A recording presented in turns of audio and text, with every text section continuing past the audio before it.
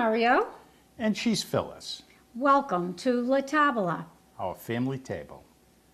Tonight's menu is going to include some things that we haven't tried to cook before, and so there's going to be a bit of a challenge. We're making cannelloni. There are cannelloni filled with cheese, topped with tomato sauce, bechamel, mixed in with the filling or on top, and so we found very different things as we looked. And so I think it's kind of open season on cannelloni. Do it the way you want it, baby. You're going to love it. It's really good. We made some filling ahead of time to test it out, see if we knew what we were doing. And we did, because it was delicious. We just kept eating it out of the pan. We also are going to do a dish that our friend JP does very well, bagna caldo. Bagna caldo translates into warm or hot bath, and it's a combination of olive oil, extra virgin olive oil, and butter melted, and fresh garlic, and anchovies. Quite a bit of anchovies are mixed in with that and cooked until they're nice and warm and tasty. Right. And we're also going to do a broccolini. I tried to get broccoli rabe, but I didn't like the way what I saw in the market, I didn't like the look of it, so I got broccolini. Betty, who's on our, is one of our Technical advisors. Technical advisors, thank you. Sorry, Betty. You know, words just sometimes elude me. And she said, oh, thank you. I think broccoli rabe is much too bitter. I love broccolini. So there you go. And Linda behind the camera agrees. What else are we doing? Oh, also, we're not gonna show it, but Phyllis made a dessert for our special guests and crew tonight. So that's lots of leftover zucchini in the garden. Oh yeah, big ones that got away from me. And they were quite huge, and so we'll talk about it later, but basically I shredded them and transformed them into a zucchini tea cake, and it will be delicious, I'm sure. All right, so let's get started. Okay. We're going to do cannelloni, and cannelloni has three basic parts. You have the wrapper. Tonight, some people use crepe batter and make a crepe wrapper for the cannelloni. We're doing pasta, and as a special treat, we're doing spinach pasta. The second major component is the filling that goes inside the wrapper, and we're using a combination of veal, pork, and beef, highly seasoned, and it was specially ground and mixed for us by our friend Nick at Hadwin Park Market in Lunenburg Center. And the third component is the sauce. Again, a whole bunch of recipes, bechamel, or as Italians call it, bechamele, or tomato sauce. I'm using both. Let's get started.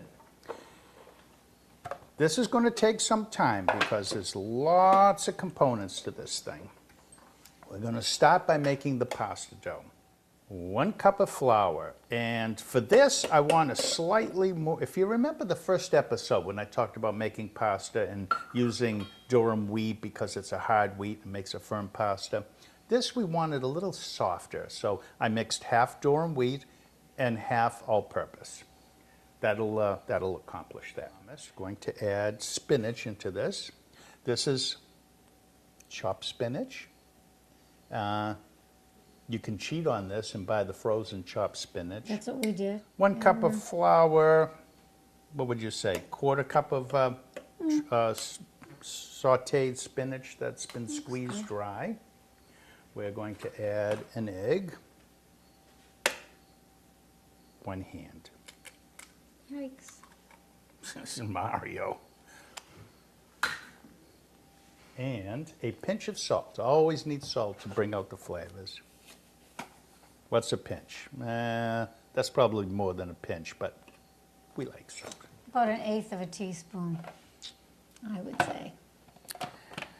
All right, we're going to make a little noise, so I'm going to stand back a bit so the microphone is a little further away, and we're going to pulse this and see how it goes. Okay. It's formed a nice ball inside there, so you kind of know it's... Feels a little bit sticky, but meaning it might, but that's normal. But it might, I don't want to get any flour on you. Cara mia Felicia. She likes it when I say that. I do. I always say things that Phyllis likes. He does. All right, this is a small batch of dough. Going to knead it up, or finish kneading it. The food processor does a great job of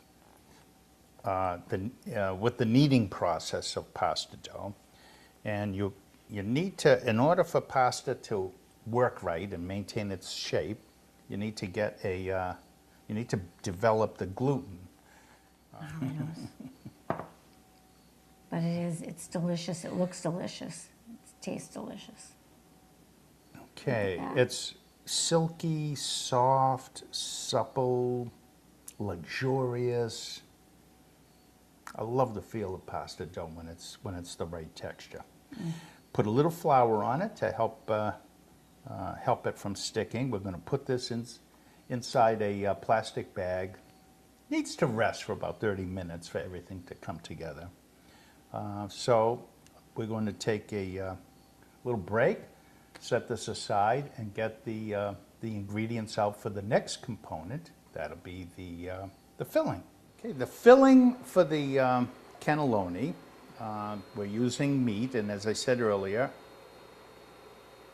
a blend of ground pork, veal, and beef. And we're going to start with what the Italians call a sofrito. I did this in the food processor, and it's equal portions, more or less, of carrots, celery, and onion that we minced up, and then a clove of garlic's in there also, and it's all kind of chopped up into small mince. So we're going to heat this up as the professional chefs say. We're going to sweat it. I smell the onions, garlic in there. I'm going to let that simmer for just a while, not too long, and we're going to add the meat. And this is that mixture of beef, veal, and pork that I had mentioned that we ordered from Hadwin Park Market, and we're going to brown this. We just want to get the pink out of the meat here. Mix in the sofrito. By the way, you don't have to use that combination of meat that I'm using. You could use just beef. You could use just pork. A lot of people use sausage meat. We're almost done. They passed me a bottle of white wine. Sorry, any white wine. 2-3 tablespoons.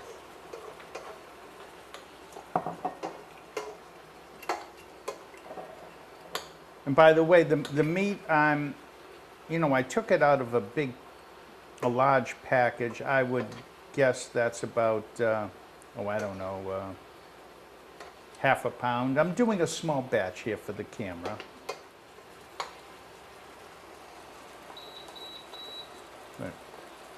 Turn the heat down to medium so we don't overcook this.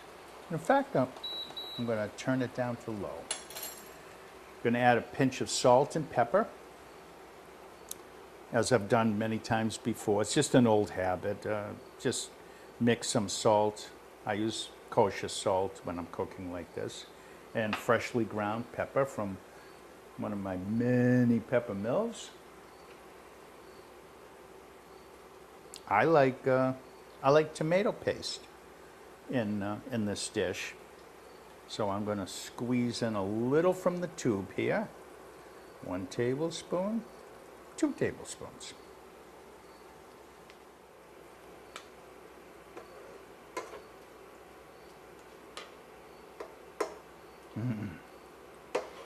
Smelling good. And I like to add a little grated cheese also. This happens to be Pecorino Romano. And why am I using this? No special reason other than it was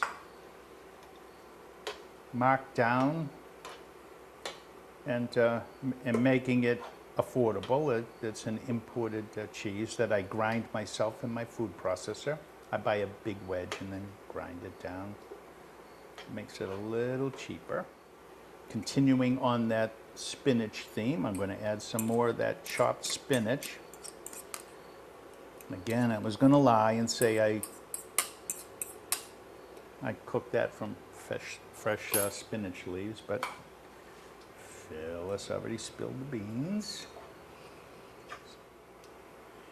And one of the things I decided to add this time, this is the first time I cooked this dish, is mascarpone. I saw online some people were using their bechamella, if you're Italian, sauce, instead of on top or outside the manicotti, they put it inside the filling. And it occurred to me that mascarpone might be a pretty good addition, adding some of that dairy flavor to the filling. So it's on low heat. We're going to let that just kind of melt in there. All the ingredients in here are just getting to know each other. They're all getting happy. They're having a party. I think that'll do it. I'm going to take a short break. I'm going to take this and move it back to the gas cooktop at the back of the kitchen. A hunk of the pasta dough, the spinach pasta dough, and flattened it out into a disc and dusted it with flour. And we're going to put it through the hand crank roller. This completes the kneading process that the food processor started. That feels about right. And now we can start to lower the settings on the rollers to get to the thickness we want. Every machine's different, so I can't tell you what setting to use. You'll just have to use your own discretion. And as it starts to feel sticky, you just add a little more flour. As you can see, you don't have to be delicate. You can toss it around. You can have a ball with this stuff.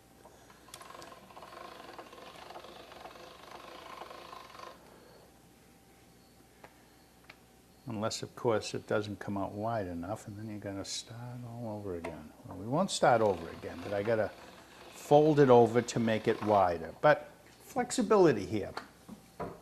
You don't, I'm doing it quickly because I've made thousands of pounds of pasta in my life, and so you have to, like anything, when you have enough practice, it gets easier. And you can tell when you're reaching the end, there's just something about the pasta doesn't spring back. It stretches out, and you know you're just about there. In fact, I think we are. I could make it a little thinner, but I'm not going to bother. I think that suits me fine. I'm going to put it here and let it dry just a bit because it's easier to work with. And because we have the marble top, it helps, the marble retains the moisture on the pasta. So that's why I use the cloth to absorb some of that moisture on the exterior. So, component number 2, the pasta.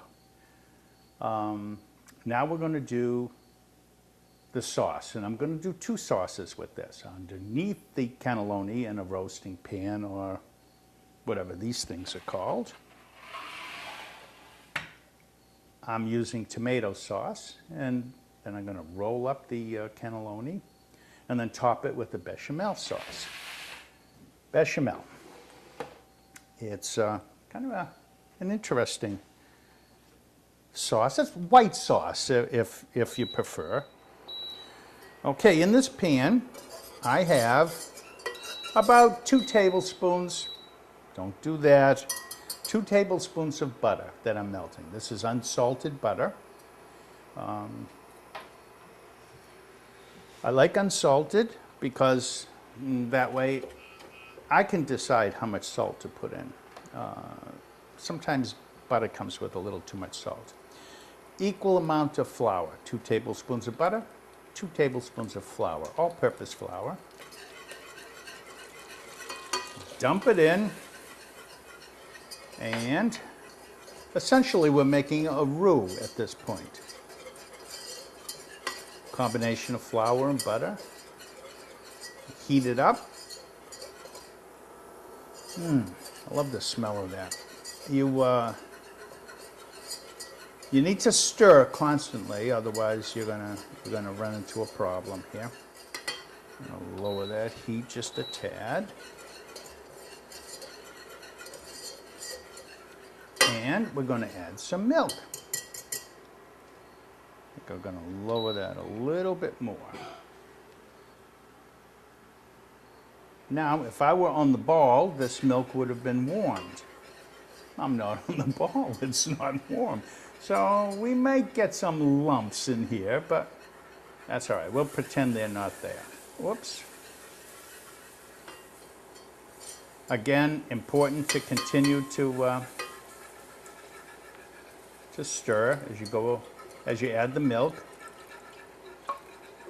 This is proportions of, to 2 tablespoons of butter, 2 tablespoons of flour, about a cup of milk, any milk.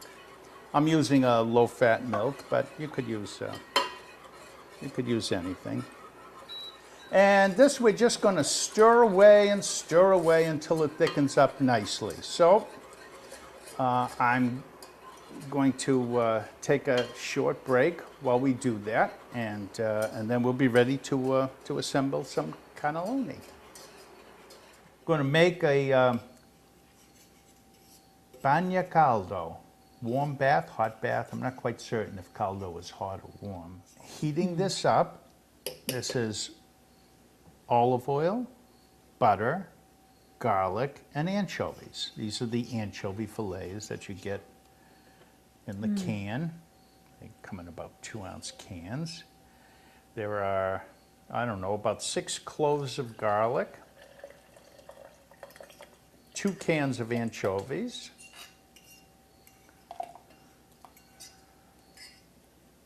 quarter to a half cup each of melted butter and extra virgin olive oil. We're going to whiz that up with the stick blender, or immersion blender, as it's called.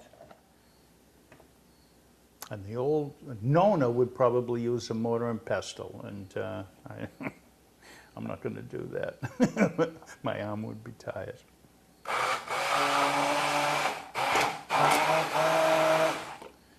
I'm going to guess that that's probably good enough. This is a great tool, by the way. If you don't have one of these, you should pick one up. But perfect for dipping vegetables, breadsticks, bread, crostini. We've got some Belgian endive, we've got a little bit of that here. Or endive, if you prefer, carrots, celery, and some garlic bread. Put that in the bowl.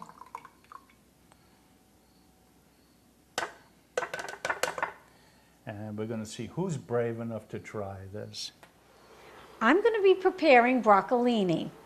Now, broccolini is a vegetable that's now a hybrid.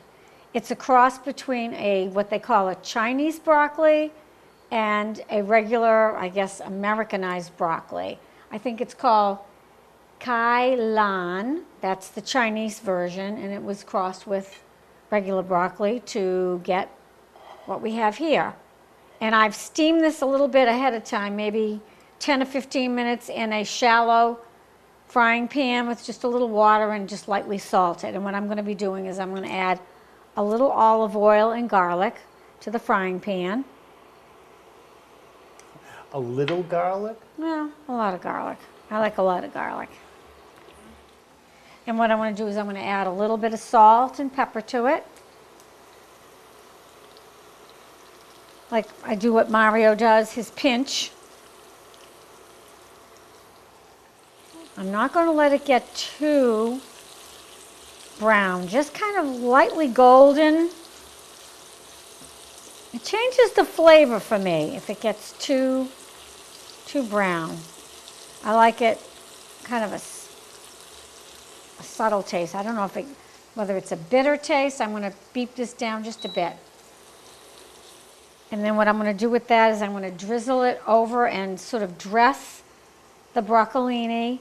And then I've got some, well, I went to the supermarket and I was looking for pancetta, but I didn't find any. And then when I saw one piece, it was way too expensive. So I settled for a good quality thick bacon. And so I sauteed that up. I chopped it first in little pieces and put it in a frying pan. So it got kind of crispy, drained it off. And, oh, this is working up nicely. I don't know if you can see that. It's just kind of just a little bit of goldenness to it. To me, that's perfect. I'm going to add that to my broccolini. I'm going to just give it a light toss. Sounds nice. Just incorporate that garlic with it a little bit. This is about a half a cup of bacon, but you can add more or less to it. It's how you like it. You can experiment. Less if you want less of a bacon taste. If you want more of the subtle taste of the broccolini, then you can add less. And if you really love bacon, you can add more. Now, Phyllis and I had a short debate on whether to add some of my Moroccan preserved lemons. From Mario's lemon tree. I'm in favor of it. Phyllis, the jury was out for Phyllis. Yep. So I'm going It's to, okay. as with most things, I'm going to leave it up to Phyllis. No, it's okay. I think we'll go for it and try it.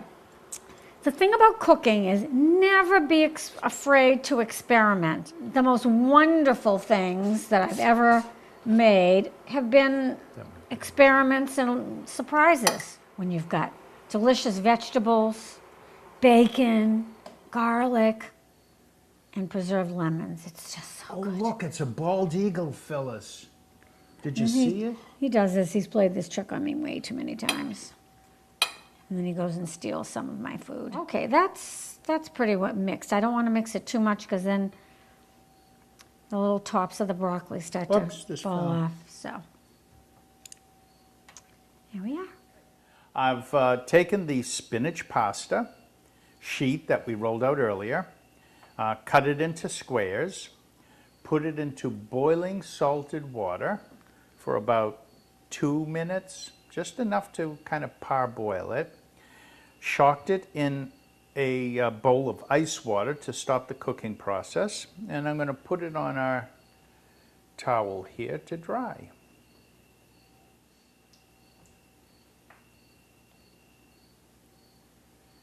And now we're going to fill it. 4 inches by 6, 5 inches by 6, something like that. It's a good size, but any size is a good size for cannelloni when it's filled with this filling, that is to say. We're going to spoon some in. Don't need to put in a lot because it's only going to fall out if you do. And we're going to roll this up into a tube, shaped affair.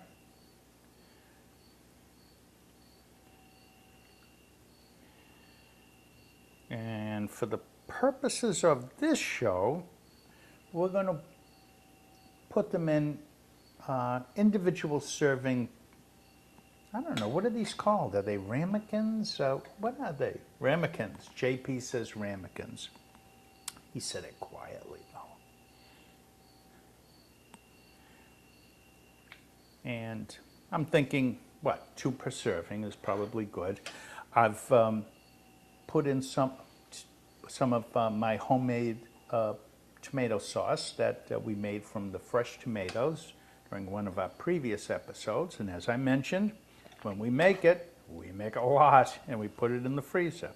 You can layer this any way you want. You could put, as I say, some recipes had the bechamel mixed in with the filling and the tomato sauce on top and bottom. Some had bechamel on the top and bottom. Some had a combination. I've decided to go with the tomato sauce on the bottom, then the cannelloni, and then the bechamel sauce. Whoops, pour that over the top. A couple of tablespoons. Spread it around, tuck in the corners. I happened upon a website. An Italian chef in Italian was talking about his cannelloni, and he liked to put fresh mozzarella on it. Fresh mozzarella. It's not that hard, dried stuff that they shred. This is soft, moist. Doesn't have an abundance of flavor, but it melts nicely and it adds a great texture. So we're going to pop these in the oven about 20 minutes or so at 350 degrees. Cheese melts, pasta cooks, everything marries together nicely, and we're going to have a delicious treat here. We had fun preparing these dishes, this meal. Most of it is some dishes or recipes that we haven't tried before, with the exception of dessert.